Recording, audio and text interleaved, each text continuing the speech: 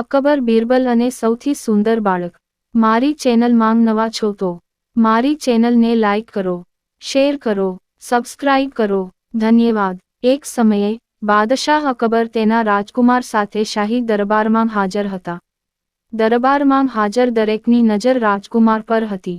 ત્યાં હાજર દરેક લોકો કહી રહ્યા હતા કે શાહજાદા દુનિયાની સૌથી સુંદર બાળકી છે। બધાની વાત સાંભળીને બાદશાહ અકબર પણ હસ્યા અને કહ્યું કે તેનો રાજકુમાર દુનિયાનો સૌથી સુંદર બાળક છે। અકબરના આ નિવેદન સાથે તમામ દરબારીઓ સંમત છે। પછી અકબરે બીરબલને પૂછ્યું કે આ વિશે તમારો શું અભિપ્રાય છે? બીરબલ: મહારાજ, રાજકુમાર સુંદર છે, પણ મારા મતે રાજકુમાર આખી દુનિયામાં સૌથી સુંદર બાળક નથી। અકબર: બીરબલ, રાજકુમાર સુંદર નથી એમ કહેવાનો તારો શું અર્થ છે? બીરબલ: ના ના, હું એ કહેવા માંગતો નહોતો। હું જે કહું તેનો ખોટો અર્થ ન કાઢો। આપણો રાજકુમાર ખૂબ જ સુંદર છે, પરંતુ વિશ્વમાં વધુ સુંદર બાળકો હશે। અકબર: તો આપણે સમજી લેવું જોઈએ કે આખી દુનિયામાં સૌથી સુંદર બાળક આપણો રાજકુમાર નથી। બીરબલ: હા જહાંપનાહ, આ મારી વાતનો અર્થ છે। અકબર: બીરબલ, જો તમે કહો છો કે દુનિયામાં રાજકુમાર કરતાં પણ સુંદર બાળક છે, તો તમે તેને અમારી સમક્ષ લાવો। અકબરનો આદેશ સાંભળીને બીરબલ રાજકુમાર કરતાં વધુ સુંદર બાળકની શોધમાં નીકળી પડ્યો। થોડા દિવસો પછી બીરબલ રાજદરબારમાં આવે છે। બીરબલને રાજદરબારમાં એકલો આવતો જોઈને અકબર ખુશ થઈ ગયો અને કહે, તું એકલો કેમ આવ્યો છે બીરબલ?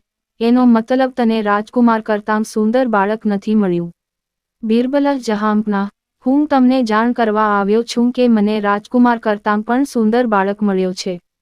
અકબર: જો બાળક મળી ગયું છે તો તમે તેને કોર્ટમાં કેમ ન લાવ્યા? બીરબલ: હું તેને દરબારમાં ન લાવી શકું, પણ હું તને તેની પાસે ચોક્કસ લઈ જઈ શકું છું। અકબર: એવું શું કારણ છે કે જેના કારણે તમે તેને કોર્ટમાં ન લાવી શકો? બીરબલ: આ તો તને ત્યાં ગયા પછી જ ખબર પડશે। અકબર: ઠીક છે, તો આપણે કાલે સવારે એ બાળકને જોવા જઈશું। બીરબલ: જહાંપનાહ, એ બાળકને જોવા માટે આપણે વેશપલટો કરવો પડશે। અકબર: તે બાળકને મળવા માટે પણ અમે આવું કરીશું।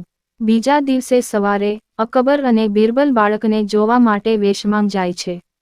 બીરબલ અકબરને એક ઝૂંપડીમાં લઈ જાય છે, જ્યાં એક નાનું બાળક માટી સાથે રમી રહ્યું છે। બીરબલ તે બાળકને બતાવીને કહે છે કે તે સૌથી સુંદર બાળક છે। અકબર: ઝૂંપડીમાં રહેતા કદરૂપી બાળકને દુનિયાનું સૌથી સુંદર બાળક કહેવાની તમારી હિંમત કેવી રીતે થઈ? અકબરની વાત સાંભળીને બાળક જોર-જોરથી રડવા લાગે છે, જે સાંભળીને તેની માતા ઝૂંપડીની અંદરથી આવે છે અને અકબરને ગુસ્સામાં કહે છે, તમે મારા બાળકને નીચ કેવી રીતે કહ્યા? મારું બાળક વિશ્વનું સૌથી સુંદર બાળક છે।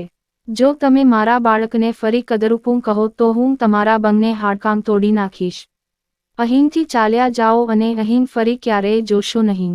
આટલું કહીને માતા તેના બાળકને ખવડાવવા લાગે છે અને કહે છે, મારું બાળક વિશ્વનું સૌથી સુંદર બાળક છે। માતાની વાત સાંભળીને રાજા અકબર ચૂપ થઈ જાય છે। બીરબલ: જહાંપનાહ, હવે તું બધું સમજી ગયો હશે?